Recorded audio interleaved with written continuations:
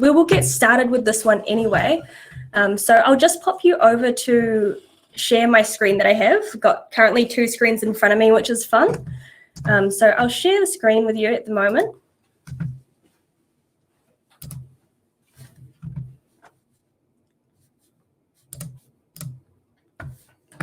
Ooh, yeah, so you should be able to see this one coming through. And yeah, what you will see here is just, I've created just the draft page. So this is just the start of any kind of template that you have here. And we'll just go and skip through adding a logo and stuff now, just because it's not really needed. It will be for a live site. So what we can do here is we'll just get started here. So we can just go and delete this block. So we've got a nice fresh page to work with, fresh canvas, which is always fun. So what we'll do is we'll get started by going and adding a block here. And what we'll want to do here is just add a gallery, a grid gallery. Cool, so this is what's going to pop up for you just as you go and see that grid gallery.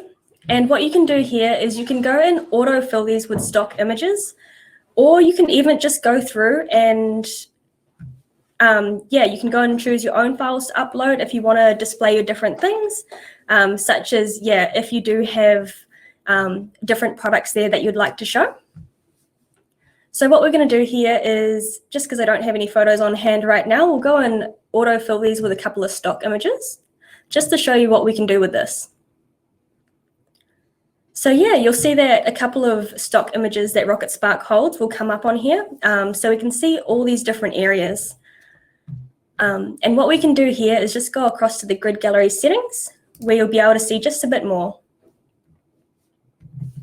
So here we can go and determine how many columns you have. So you can choose how many you want.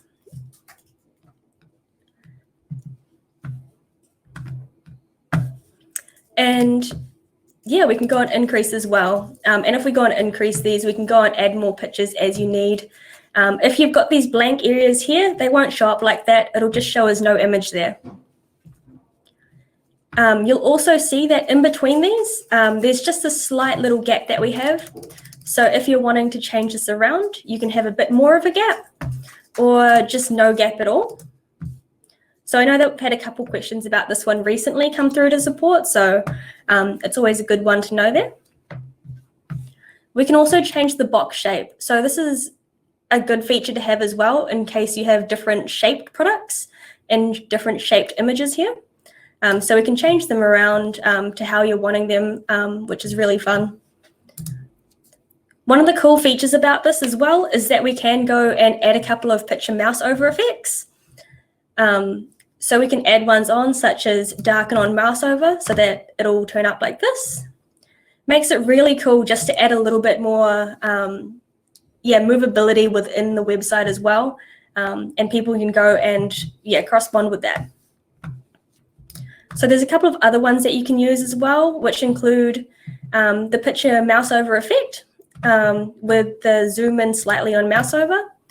So this one just zooms in a little bit. That way people can know if there's a link on it, that they know to go and click through to it. We can also go and look at the text styling here. So if you're wanting to go and add a little bit of text onto this, just to make it a little bit more functional, what we can do is choose where this is going. So the text that will pop up for this one is, if we just go on onto the actual image here, we can click on the little edit pencil, and that'll take us through to text, where we can go and add in a title here. So this might be, as an example, chuck in hello. My name is Steph, just as a secondary text. So it's pretty cool here to be able to have that ability to have, first of all, a title text and then secondary text as well. This is really cool to have as well if you go and have a product there, because you could have the product name and then also have the product price underneath, or just the small product description. Yeah, so that just changes it around a little bit. We've also got the option here to have alt text. So alt text is really important for your SEO. Your alt text is what comes up if the images don't load on a website. And it also is really good for SEO because of the fact that, Google can't read and see pictures. So if you can have a short description there on what it is, for example, with this one, we've got a bit of land and water. So you'd make a real vague description of what that is, or a real, just a description saying that this is land and water, so that, Google can go and read that since they can't see the pictures. Another option that we do have here is that we can enlarge the full picture into a pop-up. And so that we can go and add a little bit of pop-up text and a caption in there as well. So I'll go and add this in, and I'll be able to show you this shortly. Pop-up text. And here we will have the description.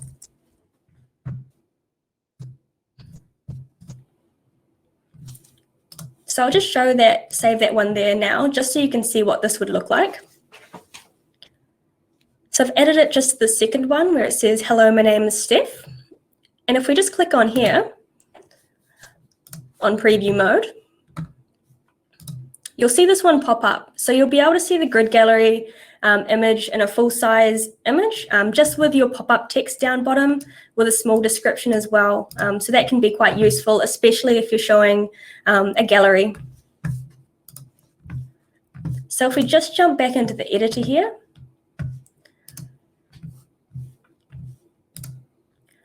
this is where we'll be able to change the different text styling that we have.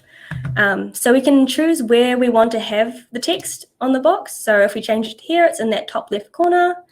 Or we can have it underneath, or just centered underneath as well, or none at all. So if we have this one just in the middle as we had it before, or just down bottom, what we can do is choose where you want to align your text as well. If we wanted to have it in the center or to the right aligned as well, we can do that.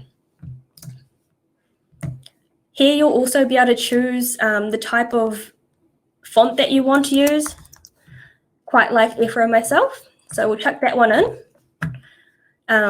And you can choose the size and also the color of that text that you want. And the same with the secondary text as well, which was just that second line.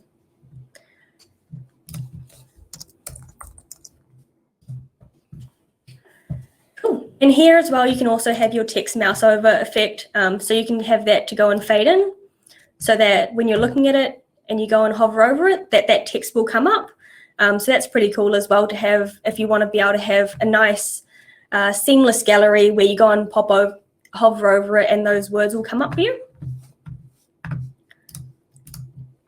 And we've got a couple of extra for expert settings in here. So if you go through to the title text, you'll be able to click on just these three dots. So it's a little bit hidden. It's a little bit of extra for experts. So we can actually go and change the letter spacing, so the tracking on this. We can go and increase this, and you can see that where it says hello, that this is getting a bit bigger, all the way up to there. So decrease this a little bit. We can also change the line height as well. So you can decide how much higher up you want that one.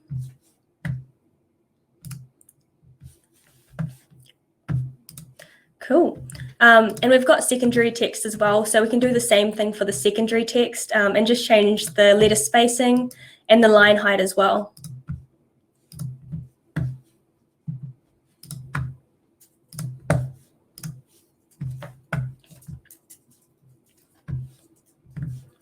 Cool. And one of the really cool things about this one as well is to be able to have the functionality to have that mobile change as well. So the really cool thing about mobile is that, you can see the preview here of how this looks when it wants to load. And with this one, so we can choose how many columns we want to have. So we can have between 1 if you'd like, all the way over to 10. So that would make it really tiny. I think on here we had about 6 images, so that would bring us the whole way across. We can go and change the title text size as well, just for mobile, so that we can have something different on there compared to what we have on the desktop. So we can see here that I've made the secondary text size a lot bigger. So that's where we can go and edit all of that. Yeah, so this is the main kind of effects that we have here. Another really cool one is if you don't have an image that you want there, you could just go and put in a landing image, just like we have here, where you could just go and enter in those. And what we can do is just go and overlay the color. So for example, if we just wanted to make this one a nice blue, we can go and chuck it onto about 25 or 50. So you can have that nice little blue overlay on it. It can really change the effect of the images. So that's really cool to see. But if you wanted to, you could have a solid color here and just make this 100. That way you can easily go and lay over your text here. So you can have your example text over the front. And yeah, this is just a really cool way of being able to make a navigation kind of menu. This is what we'd usually do for if you're having a landing page, just so then you can have these nice blocks here where you can go and see each of the different categories that you want to go to. So looks like we've got a couple of questions in here about just the landing page. So we'll do a quick example of maybe what I would do for a landing page. So if we went across to maybe about, let's make a new page.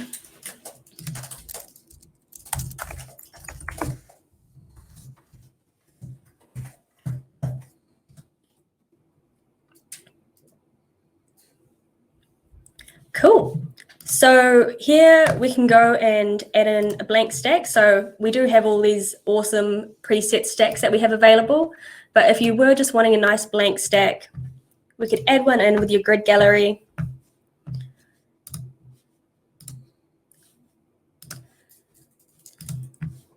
Pre-fill these with a couple of photos.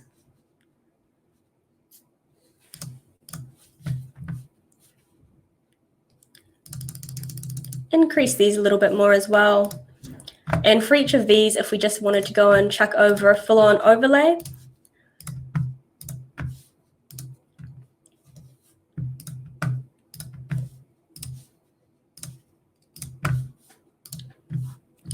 yeah, so these could work the same way as buttons, which are really fun.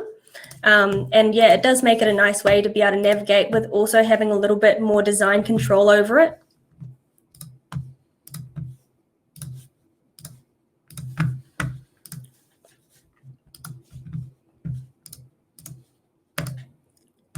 You can also go and change the shape just if you're wanting something different.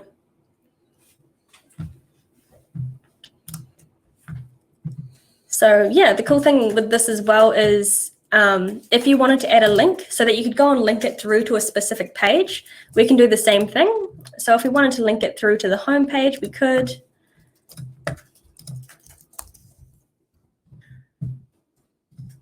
And so on. So this first one would be linked to your home page that we have.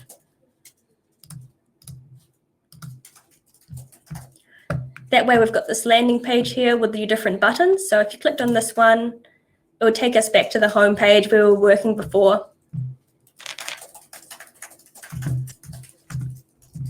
Cool. And with your grid gallery as well, you can also go and change around still within the stack settings. So you can still have your width and spacing, especially if you're wanting to make something that was maybe full width for some reason. You might be having a gallery there that you really want to display your photos.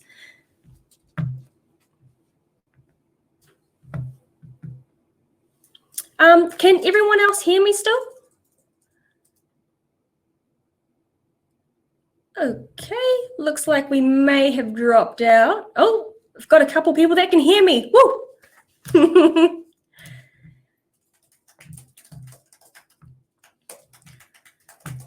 Cool, so what we'll do here is we'll just double check this content width. So we're putting it all the way left and right as well, so we don't have any gaps along the edges.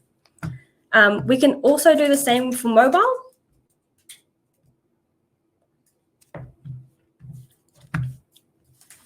Cool to see a couple people in here as well. Good to see you in here, Philip. So we can go and change this over as well to go and make this full width in your mobile as well, just so you can show that whole screen without any white space in there, which is pretty cool.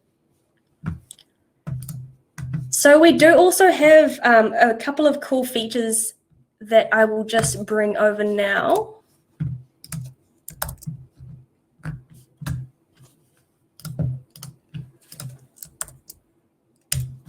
So this is where I get a lot of inspiration from. I'm obviously not much of a designer, as you can tell by my very beautiful grid gallery here. But yeah, we do have an inspiration gallery that is awesome to have. So this is just a couple of different options that you have here if you want to play around with the grid gallery. So yeah, for example, this is a great one for having products. So you can have your different bags, pots, and cups. And so you can see here as well, they've got those different overlay colors on top, just so you can see that contrast. Yeah, this is another way that's been done as well. So this is just for a couple of different dresses that we have. So as you go and hover over them, you'll see just this little area in the corner just pop up, so you know that you can go and click on these. Couple more options here just to give yeah, the page just a little bit more character, I guess. A good example of showing that zoom in of the product. This is also a cool way to be able to go and bring you through to different areas of your shop. So if you have your shop categorized into different categories, for example, yes, you have your outdoor, your indoor, you would be able to click through and link it through to that outdoor section in your shop, just so that you can go straight through to there. Cool, so there are quite a few different examples on here. I won't go through them all. I'll let you go into that one. We will go and put the link just into the chat here as well, just so you can go and follow up on that one and have a look through yourself, just because, yeah, there's a couple pages of this going on here, so it might take a little while to get through them. But yeah, now I'll open up to any questions that any of you guys may have. It looks like Jeremy may have answered a couple questions in here as well, which has been cool. So I can see that we've got a question in here, which would be, when would you recommend using grid and when not to use it? This is a bit of an interesting question, just because I'm quite biased to it. I do love my grid gallery a lot. I use it for most things that I do. I have got Jeremy with me at the moment, who may have a couple of answers. He may have a couple of thoughts as well, which would be good. I think, hi everyone. I think what Steph covered off is really good in terms of, you know, product images, category images and that sort of thing, but also you could display artwork, or if you're an architect, you know, examples of your work, your handiwork. It's just a really nice way to display any particularly photographic imagery that you have, and using the text in whatever way best suits the images. It might be a little bit of text, or it might be a little blurb that goes with it. And it's neat that it just makes the images all uniform, because the images might be all different shapes. So it really just comes down to what kind of images you have. But if you've got a group of images, so it might be 3 or 4 or 6 or whatever. But yeah, I think you've covered it really well, Steph. I think that it's quite good as well. There's a lot of different areas where you may want to use grid gallery instead, because we find that if you're using maybe blocks, that, yeah, they may not be as uniform when you're looking from a desktop point of view through to a mobile point of view. So that grid gallery is a really good tool to be able to make this more uniform on both, and it gives you a lot more design ability here, just to make sure that they do look in sync, which is nice. I can see if people are listening to this as well, that they can go back and listen to this whenever they need. And that's the same to anyone that has gone and registered to this, that, yeah, you can come back and watch this at any time. And yeah, it's quite a nice little one to come and refer back to. So would you recommend image tags and descriptions for all images, including icons on a website or just in the grid gallery? So yeah, this would be looking at your alt tags. So for this one, we would always recommend, if you're using your grid gallery, just use alt tags, just because it does make such a significant impact for your SEO, just because, yeah, Google can't read your pictures, unfortunately. So if you've got a couple of, just a couple lines of text there, it makes it a lot better and really impacts that score. There are a couple areas that we can't add alt tags at the moment. So yeah, making sure that they're on your image blocks and your grid gallery is always a good start. Yeah, it helps with your images to show up in Google image searches. Yeah. Cool. What else have we got here? Philip, could we replace the menu bar with a grid gallery? At this stage, there's a couple of, yeah, this is a bit of a project that we're working on at the moment. So yeah, keep your eyes peeled. We are looking at changing a couple things around for how we go and use the menu bar. So exciting things coming, and we'll make sure to keep you updated with that one. Yeah, you could still go and use it as a bit of a navigation pane if you need it, but you just need to go and add it to the top of every page. So that would be a way around it, but yeah, making sure that they're all linked correctly and having it at the top of every page that you have there. If you've got an e-commerce store there, it might be a bit difficult, as you can't go and add a block in there at the moment. But if you don't have an e-commerce store, you're good to go.